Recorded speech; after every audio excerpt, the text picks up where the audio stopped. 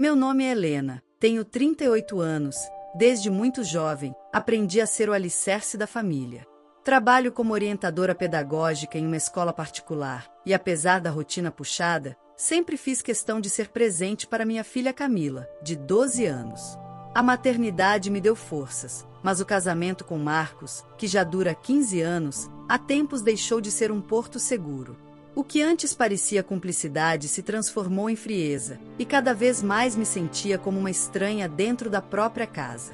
Marcos já não era o homem que me esperava no fim do dia com um sorriso. Agora, tudo nele parecia impaciência, desde o jeito de me responder, até a maneira como desviava o olhar quando eu falava de algo que me importava. Aquele silêncio pesado era muito pior do que uma briga aberta. Eu ainda insistia em acreditar que era apenas uma fase, mas, no fundo, sabia que algo maior estava acontecendo.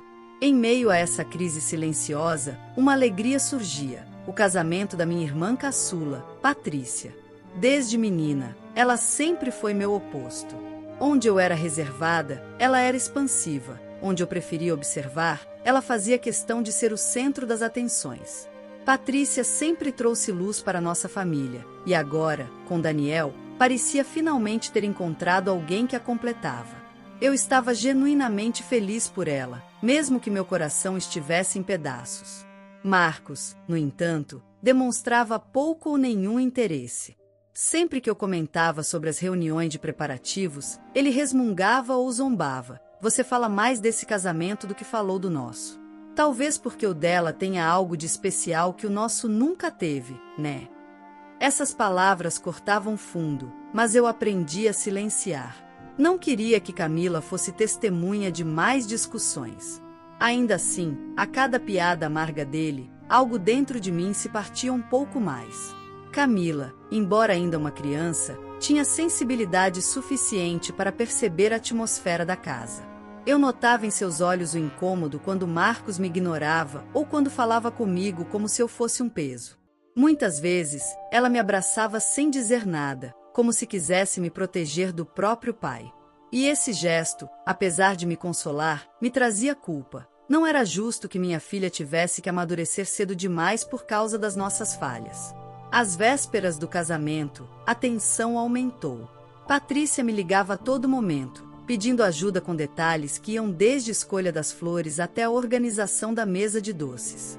Eu corria de um lado para o outro, tentando equilibrar o trabalho, a casa e a festa.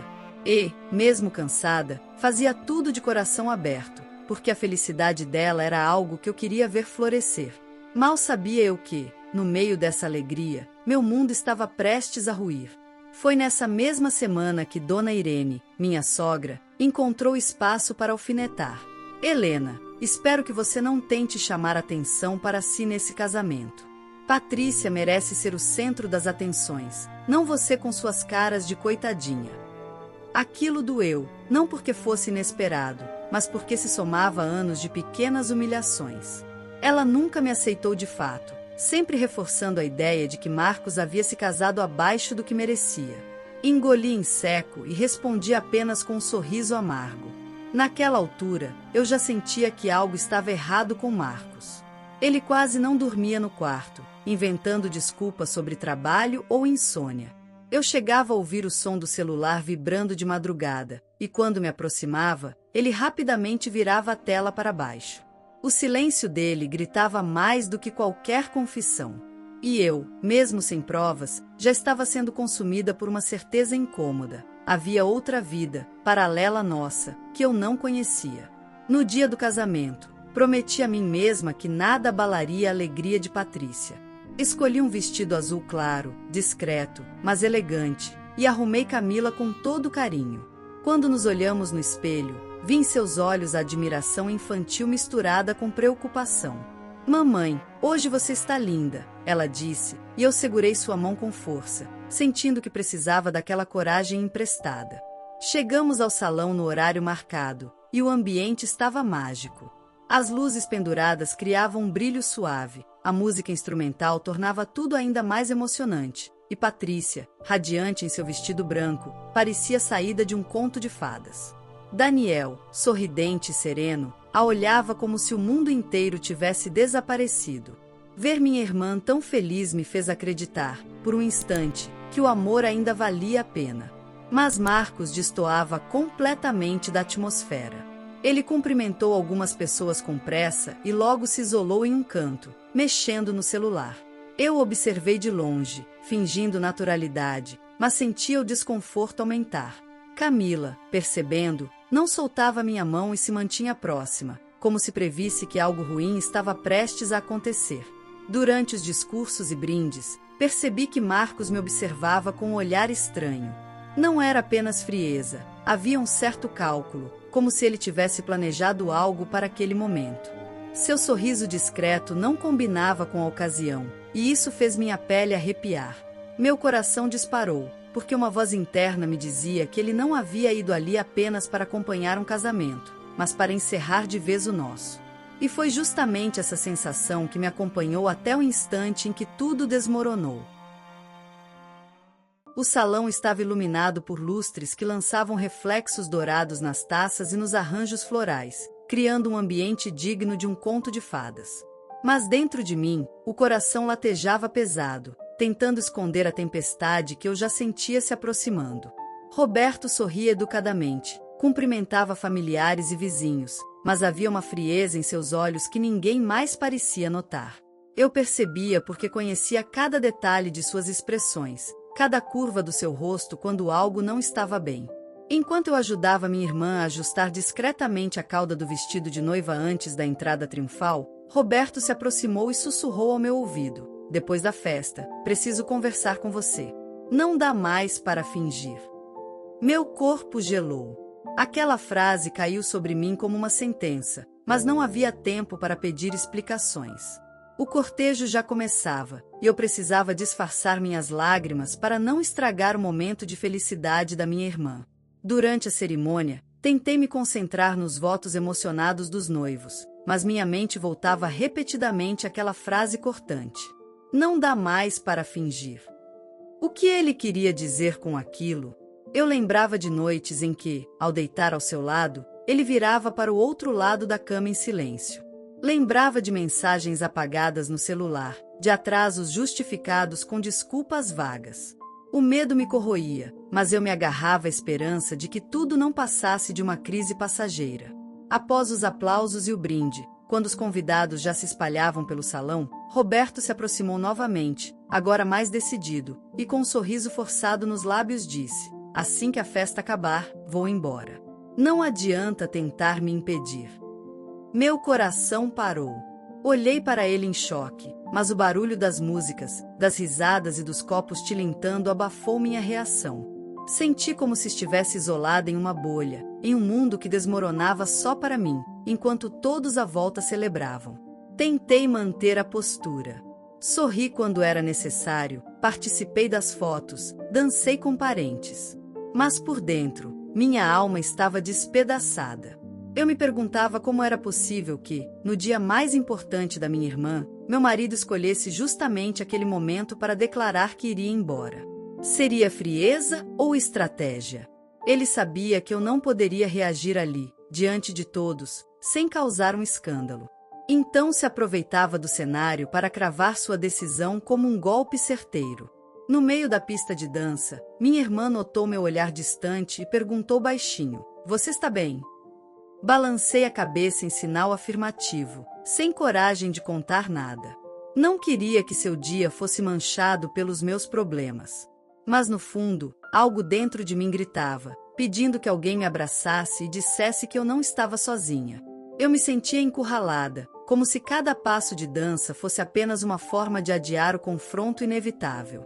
Enquanto eu observava Roberto conversando animadamente com alguns primos, percebi que ele estava mais à vontade do que eu. Parecia ter se libertado de um peso, como se a decisão já estivesse tomada e agora restasse apenas formalizar. Eu, por outro lado, sentia o peso do mundo nos ombros, tentando decifrar o que viria a seguir. Um misto de raiva e tristeza me dominava. Raiva por ele ter escolhido aquele momento e tristeza por perceber que talvez o homem que eu amava já não existisse mais. O ápice do tormento veio quando, em uma roda de conversa, ele deixou escapar em voz baixa, mas audível para mim: "Hoje eu vou virar a página da minha vida." Aquilo me atravessou como uma faca. Olhei ao redor e ninguém pareceu dar importância, como se fosse apenas mais uma fala solta no meio das muitas. Mas para mim, soou como um adeus definitivo. Engoli em seco, respirei fundo e decidi que, acontecesse o que acontecesse, eu precisava estar preparada para o que viria depois da festa. E assim, cada minuto do casamento, que deveria ser leve e alegre, se tornou uma contagem regressiva silenciosa para o momento em que a verdade seria escancarada. Eu sabia que o que me aguardava seria doloroso, mas também pressentia que ainda havia algo que Roberto não tinha revelado. Um segredo escondido, algo que ele carregava no olhar e que eu ainda não conseguia compreender completamente. A madrugada já se anunciava, mas o salão ainda estava tomado por risos, música e abraços. As mesas estavam cheias de copos pela metade, pratos esquecidos, e algumas crianças dormiam nos colos dos pais. Para todos, era uma noite de festa. Para mim, era um caminho silencioso para o fim. Eu via minha irmã sorrindo no meio da pista, rodando com vestido leve, e sentia uma dor amarga por não conseguir partilhar daquela felicidade. Roberto, ao meu lado, era um peso morto, um homem que já não parecia me pertencer. Foi nesse clima que ele me chamou com um olhar sério, quase impaciente. Meu coração disparou, como se tivesse a certeza de que, a partir daquele momento, nada mais seria igual. Caminhamos para fora do salão, atravessando o corredor decorado com flores brancas. O som da festa foi ficando distante, abafado, até restar apenas o silêncio do jardim iluminado por velas e pequenas lanternas. Ali, debaixo do céu estrelado, senti que o mundo estava prestes a desabar. Ele se virou de repente, o rosto tenso, e soltou a frase que me gelou: "Eu não posso mais continuar ao seu lado. Preciso ser livre." Por um instante, o ar faltou nos meus pulmões. Me apoiei em uma cadeira para não desmoronar. As palavras ecoavam como se tivessem sido ditas em câmera lenta, e eu mal conseguia acreditar.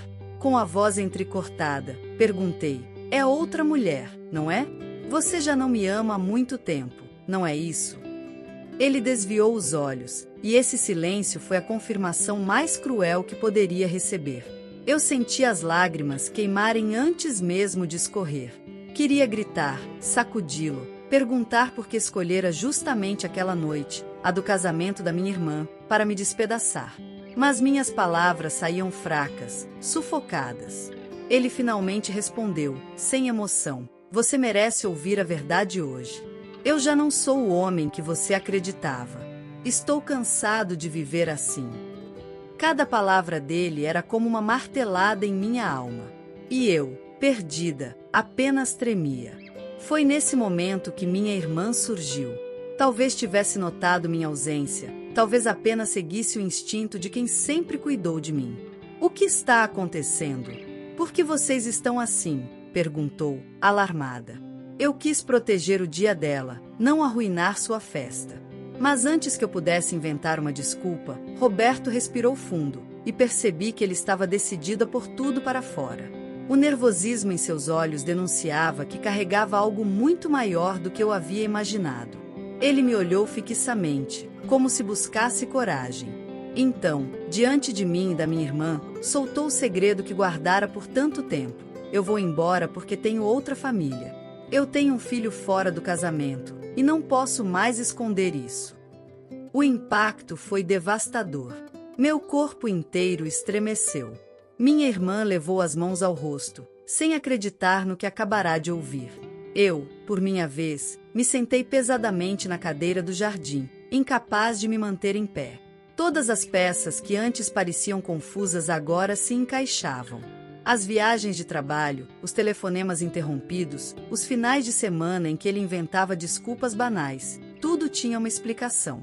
Eu não estava ficando louca, não era imaginação minha, ele realmente tinha uma vida paralela. E o pior, ele havia escolhido confessar justamente no dia que deveria ser de celebração para nossa família. Eu não sabia o que doía mais, a traição em si ou a crueldade do momento. A raiva veio de repente, como uma chama que rompe a escuridão. Limpei as lágrimas do rosto e o encarei. "Você não destruiu só o nosso casamento. Você destruiu o respeito que eu ainda tinha por você. Mas sabe de uma coisa, Roberto? Obrigada. Obrigada por me libertar da farsa que você construiu. Eu não vou carregar a culpa por algo que nunca foi meu. Minhas palavras saíram mais firmes do que eu esperava, e percebi, naquele instante, que dentro de mim nascia uma força que ele jamais conseguiria apagar. Ele abaixou a cabeça, sem ter o que responder. Minha irmã segurou minha mão com força, e senti sua presença como um abraço silencioso, como se dissesse sem palavras que eu não enfrentaria aquilo sozinha. Você não merece derramar uma lágrima por ele, sussurrou. Naquele instante, entendi que mesmo em meio à destruição, havia um recomeço me esperando. A dor era grande, mas junto dela vinha uma certeza: eu não estava sozinha. Roberto se afastou em silêncio, caminhando pelo jardim como um homem derrotado. Não houve despedida, não houve tentativa de reconciliação. Apenas a constatação de que tudo havia acabado. Voltei para o salão com minha irmã, e mesmo com o coração dilacerado, levantei a cabeça. Enquanto os convidados dançavam, fiz uma escolha silenciosa. Não deixaria aquela revelação me transformar em vítima para sempre. O casamento da minha irmã ficaria marcado, sim, mas não apenas pelo amor dela com o marido.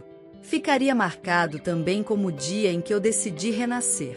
A música voltou a me envolver, e entre lágrimas contidas e um sorriso tímido, compreendi que minha vida não tinha terminado naquela noite. Pelo contrário, estava apenas começando. Eu havia perdido o marido, mas ganhei a verdade. E às vezes, a verdade é a única chave que abre as portas de um futuro realmente livre. A história de hoje chegou ao fim. E se você quiser mudar a sua história através de deliciosos brigadeiros gourmets, os tornando sua fonte de renda extra, ou até mesmo principal, adquira agora seu livro digital, que chegará no seu e-mail com mais de 80 receitas de brigadeiros por um preço ridiculamente barato. Você ainda ganha bônus sensacionais como planilha mágica de precificação, receitas bônus de outros doces e muito mais. E se não quiser fazer renda com seus brigadeiros, você pode simplesmente deixar seus amigos e familiares apaixonados por essas gostosuras. Clica no link da descrição ou do primeiro comentário desse vídeo e reserve agora seu livro digital. E não se esqueça de comentar qual lição você tirou dessa história. Também deixe um like no vídeo e se inscreva para não perder os próximos vídeos. Tchauzinho!